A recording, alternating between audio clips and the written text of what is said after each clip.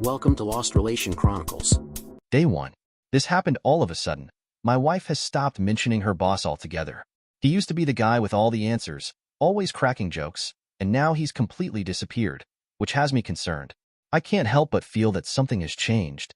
Though I'm not outright accusing her of cheating, I can't shake the uneasy feeling. We've been happily married for 10 years, and while we never had children due to a medical issue she has, I'm perfectly content with our life together. So here I am, James Marcus Sims, a 36-year-old businessman, wondering what could have caused this sudden shift. My wife, Amanda Sims, a 32-year-old accountant, used to talk about Mark O'Brien frequently. I met him once, and I instantly disliked him. He's like a stereotypical used car salesman, smooth-talking and charming but leaving you with a bad taste in your mouth. He danced with nearly every woman at that party except my wife, and yet she kept sneaking glances at him. He didn't acknowledge her all night, which struck me as odd. How can that not seem suspicious? Up until that night, Amanda's stories painted a picture of them being close friends, and even after the party, she kept mentioning him as if nothing had changed. But their behavior at the party felt off, and I've been on high alert ever since. Two people who are supposedly good friends don't just ignore each other like that. Why am I writing this now? Because today, I'm putting my plan into motion. I've named it Plan Truth. Maybe not the most creative name, but it captures what I'm after. The truth. Day 2. I have finally been able to install the voice-activated recorder in her purse.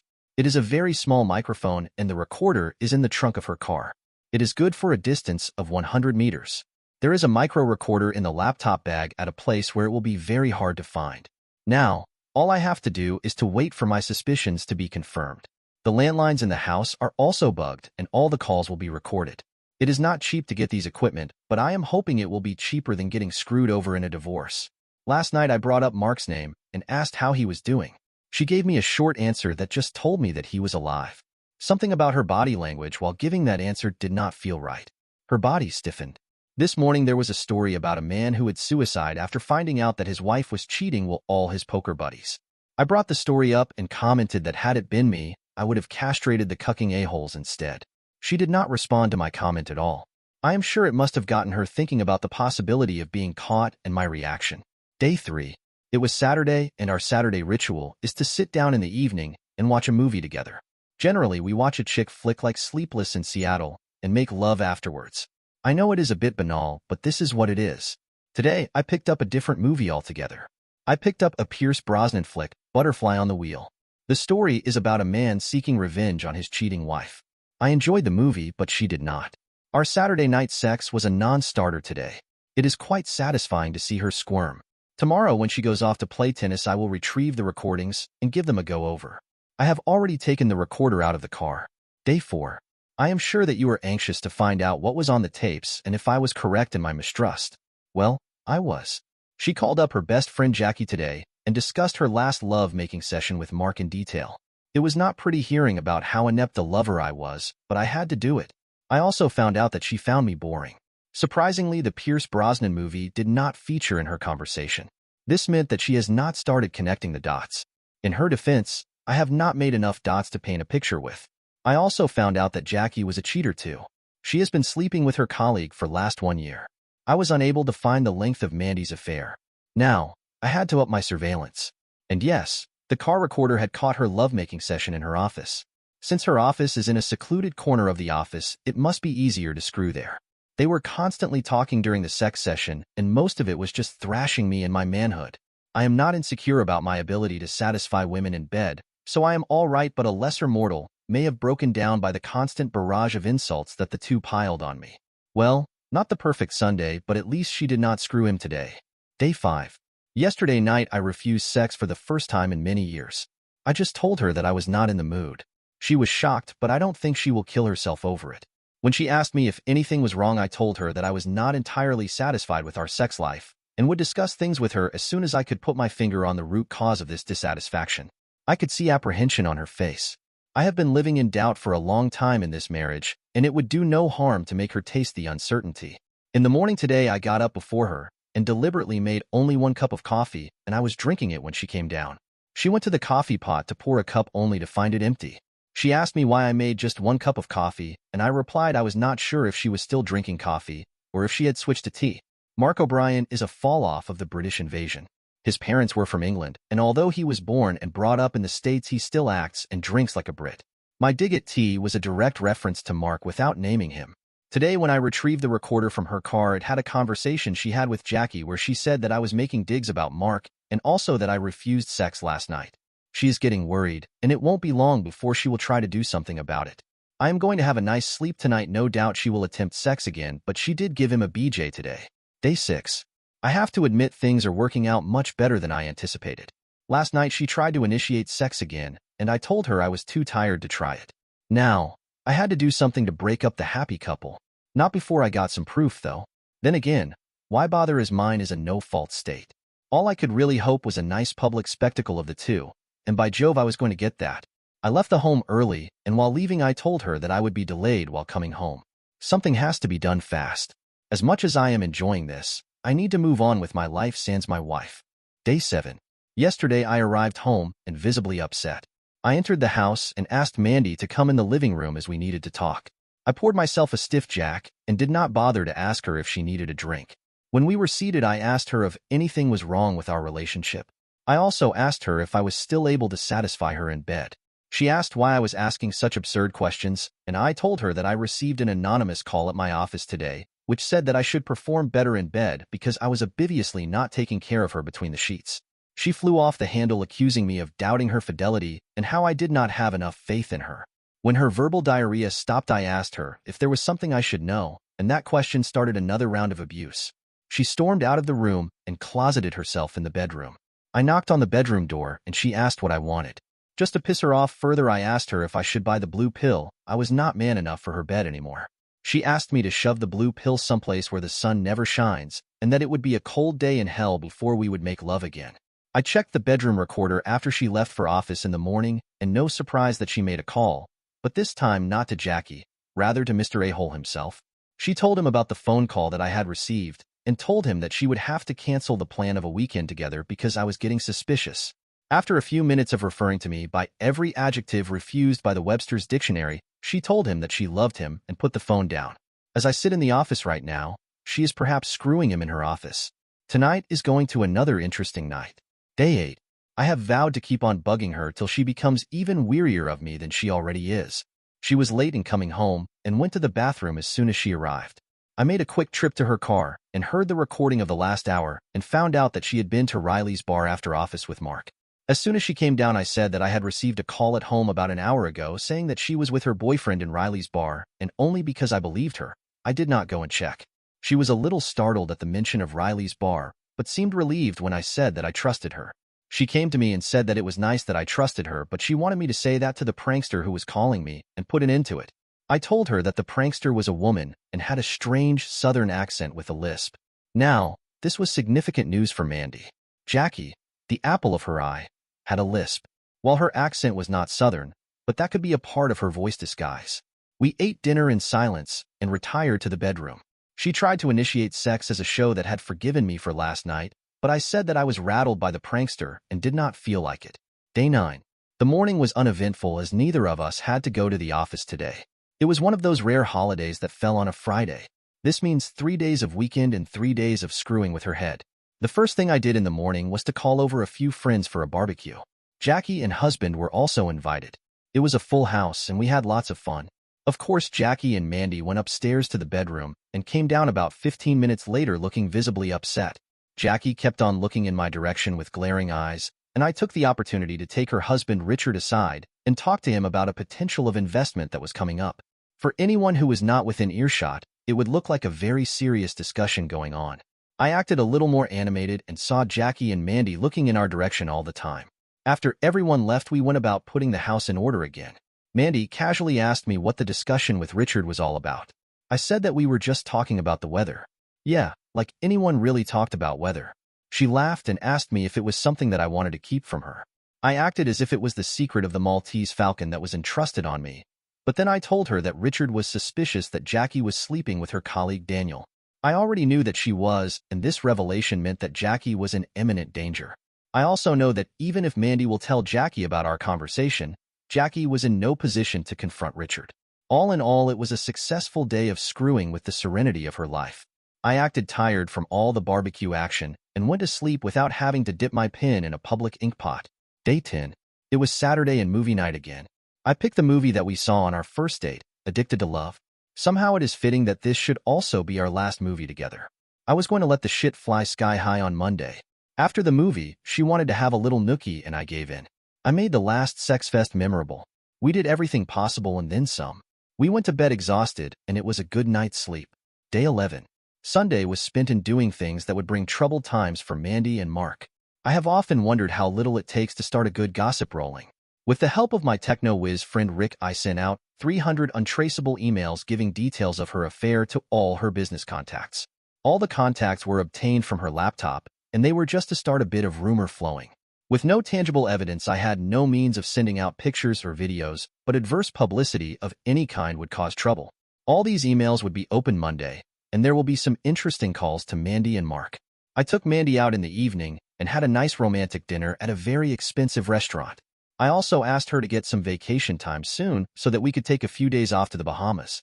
When she tried to have sex in the night, I said that I was more interested in just lying down together and having some quality romantic time. We talked about all the little things that we did when we first met, how I would bring her cheap but heartfelt gift, how she would wear my t-shirt and nothing underneath while cooking so that I would jump her bone then and there. We talked about the child we could never have and also about the dreams we had of growing old together. Heck, I felt a little nostalgic knowing that we would be separated by the weekend. I do not when sleep overtook us, but when we woke up we were still holding each other within an inch of our lives.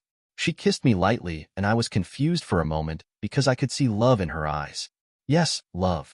So, now as I sit in the office, I do not know what to make of her display of affection today. Not that it makes much of a difference. Day 12. When I reached home, she was already there. This was not surprising. I am sure that the calls from her business friends must have caused her to run away from the office. I wanted so badly to check the recording, but it had to wait. I was cheerful knowing that she was not and plopped in the chair opposite her and brought out a bunch of flyers about vacation in Bahamas and asked her if she had started planning for a vacation. She was a little distant and skipped dinner to go to bed early. I went and checked the recording from her car recorder and found that she had received no less than 50 calls within first 3 hours of being in the office, and to each she had replied that it must a competitor trying to throw muck on them and that she was a happily married woman who found any such insinuation offensive. Around lunchtime, Mark came to her office and they had a heated argument about who had sent the email and why. They said that it had to be the same person who had called me. Mandy was worried what would happen if I came to know about it, and Mark was worried how his wife would react to such a rumor. Before Mandy left the office, she sent out a blanked email to all her business associates telling them to ignore the email because it was sent by one of the competitor in order to malign the business. After reaching home, she had called Jackie and asked her if she knew anything about the email. Jackie has a cute way putting 5 dots after her name in the signature of her email, and the signature of the email from the prankster also had a similar 5-dot pattern after signature. She shouted a lot on Jackie, telling her that she was the only one apart from her and Mike who knew about the affair. I could not hear what Jackie said, but something said by her seemed to calm Mandy, and she started crying, saying she had no idea what she was supposed to do now. She also said that I was planning for a holiday and things were looking up in her marriage. Thankfully, this was one call in which I was not referred by R-rated adjectives. I went up to the bedroom, and although by her breathing pattern I could sense that she was awake, she pretended to be asleep and I let her go. I gently joined her in the bed and told her that although she was sleeping, I wanted to tell her how much I loved her and how thankful I was to God each day that she was my wife. Then a minute or two of her praise and my undying devotion to her to make her feel even shittier than she was right now, and for her to see what she was missing once we separated in 2 days. Day 13. Yesterday a mail went out to Mark and it carried some keywords like suck machine and volcano boob, some of the words that he used while banging my wife. The email asked him to resign before the day was through, otherwise all the recordings for Mandy's office would be distributed to the people who had received the mail on Monday. It also threatened that the recordings would be sent to his and her spouses too. His resignation would ensure that the whole game stopped at once. There was a note in the mail which said that this was a non-negotiable condition, and if his resignation was not sent by the day end, the threat would be carried out. When I returned home in the evening, I was greeted by Mandy on the door. I asked her how her day was and if anything happened at the office. She wondered why I asked her that, and I told her that I received another call today which told me to ask her if Mark had resigned. I could see the blood drain from her face.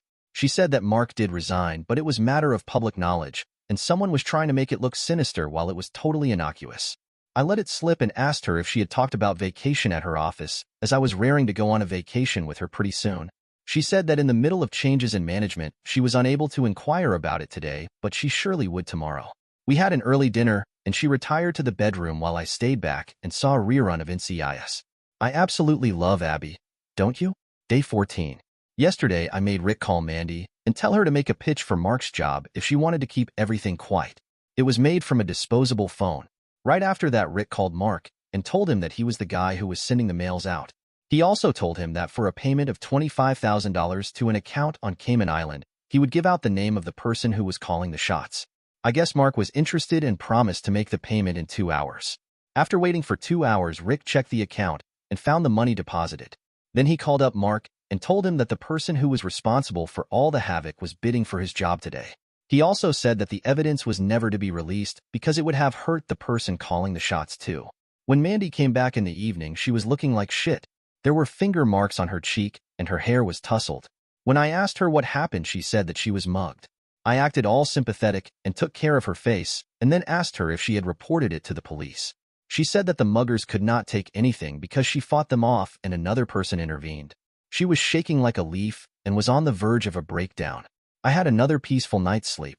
Today in the morning, she did not get ready to go to the office, and when I asked, she said that she was shaken from the mugging attempt on her last night and did not feel up to it. I was quite nice to her, even offered to stay at home with her. As I am sitting in the office, a detailed account of her affair is being mailed across to all her family members. Again, fiction, but quite enough to cause her ample trouble to break her spirits further. I'm sure I am about to receive some phone calls before the day is over. Day 15. Yesterday, I was inundated by calls, and for the first time, I had a direct participation in all the drama. I received a call from her mother, her sister, and also our local priest. On top of it all, I also received a call from my darling wife asking me to come home right away. When I pulled into the house at 4 in the evening, I was greeted by a full house. My father-in-law, my mother-in-law, my sister-in-law, her husband, and of course my unfaithful wife. Mandy ran into my arms and told me that she was being set up and that she had done nothing wrong. I said that I believed her. That was the reason why I did not even bother to call her once I came to know about the email from her mother. I told everyone present there that I had implicit faith in my wife and that she would cut her hand off before cheating on me. That seemed to calm everyone down. After that, I asked everyone to stay back of dinner since they were there. I said that it would give Mandy great strength if all of us spent some time together as family. They agreed, and Mandy and her sister got busy with preparation for dinner. I went upstairs for a change of cloth and called Rick and asked him to have the CD with the audio recording of her love-making session delivered to my house. He said that it would be done within the hour, and it did. The doorbell rang, and a young boy of around 15 delivered a package that had "Hear It" written on top of it. Since I received it, I thought it best to hear it in front of everyone on out home theater system. Not 1 minute into the edited tape, everyone went quiet. Mandy was still in the kitchen, and when she came out, she heard the noises coming from the speakers. Thanks to the verbal abuse that they were heaping on me, there was no doubt left that it was indeed my wife and her lover. All I did was look at her with puppy eyes and ask, "How could you?" After that, I just sat back and watched with sad eyes as each of her family member tore into her. Every few minutes I would say something like, "I can't believe it," and it would start another fresh round of shouting by her parents and her sister. My brother-in-law fixed me a drink and sat down beside me. As the shouting would taper down, I would ask, "How could I have been so blind?" or something to that effect. After an hour of taking her happiness, I called Mark up on his mobile phone and told him that I was coming for him, and he better be home and well armed to defend himself. As I started to leave, I was stopped by my father-in-law and told that I should not do anything foolish. As if I was going to do anything foolish after setting things up so beautifully. I asked him to accompany me to Mark's house because I needed to confront the a-hole and get some answers. I took the CD with me to play at Mark's house. After all, I had to ensure that he got divorced too. He has children and was going to be hit hard by a divorce on top of his recent jobless state. Cliff, my father-in-law, agreed to go with me, and we set out for Mark's house. I had been earlier to attend a party and I knew his address. As I pulled up in front of his house, I saw some movement at the front window. I am sure that he was waiting for me. I did not go inside the house, instead stood in his front lawn and shouted on the top of voice, "How long have been screwing my wife? You a-hole." And he stepped out on the front porch. I wanted his whole neighborhood to hear about the kind of man that he was. People from adjacent houses came out and were looking at the drama unfolding. He said that he did not know what I was talking about, and that his relationship with my wife was purely professional. Then by a masterstroke, my father-in-law stepped up and said that his daughter had confessed to the affair, and there was no use denying it. Hearing that, Mark's wife stepped out on the porch, took off her pencil heel sandal, and banged him right on the head.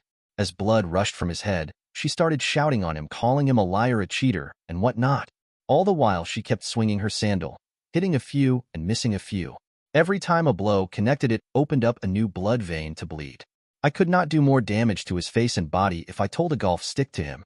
I was not in any kind of legal trouble as yet, and all I could be charged for was shouting.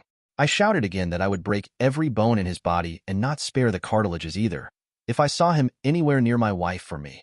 After the rather satisfying outing, I headed back home where my wife was waiting for me. Upon reaching home, I saw Mandy collapsed on the sofa and her mother and sister trying to revive her. I sat down on a sofa and held my head in my hand. No matter what, it had been emotionally exhausting few days, and finally that things were coming to a close and I was about to get rid of her. There was a sense of relief and a sense of victory and strangely no sadness or anger. I was done with her. I told everyone that I was retiring for the night and left all of them in the living room tending to my rambling wife. Sleep came softly and overtook my consciousness, and I had a dreamless night. I woke up to find that my sister-in-law and her husband had left last night, but Cliff and Chris, my mother-in-law, were still around. Chris had prepared a pot of coffee, and I had the cup of coffee in a house that was as silent as a morgue. While I was still on my first cup of coffee, Mandy came out, and one look at me she broke down and started crying again. I am not sure what she was crying about, but I am sure that the affair had something to do with it. Not my mistake, not my problem. I have taken a day off, and today I'm updating the diary in my study rather than doing it in my office, as I do during weekend. At around 10 in the morning, Chris came and sat down beside me. She told me that Mandy wanted to talk to me. While there was nothing left to talk about, I knew that I would not be done unless I spoke in no uncertain terms that the marriage was over, so I agreed. When Mandy came into the study, I told her that I was recording the conversation, so that we both could stand by whatever we spoke in the conversation today. This made the recording admissible in the court of law and covered another base for me. She started off by telling me how sorry she was, and I said that I was sorry too.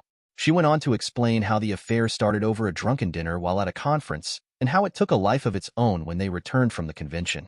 She was not in love with Mark, but he was an exceptionally good lover, and pretty soon she was enjoying the sessions with him.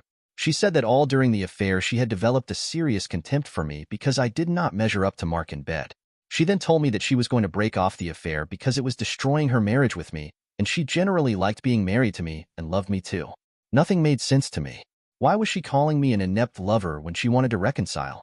What was all the talk about love? In all the recordings I made of her, there was no talk of breaking off with Mark. She then told me that I did not have the complete recording of the day her office when she broke off with Mark, and that he had resigned because he thought it was going to be tough to work with her after the break-off.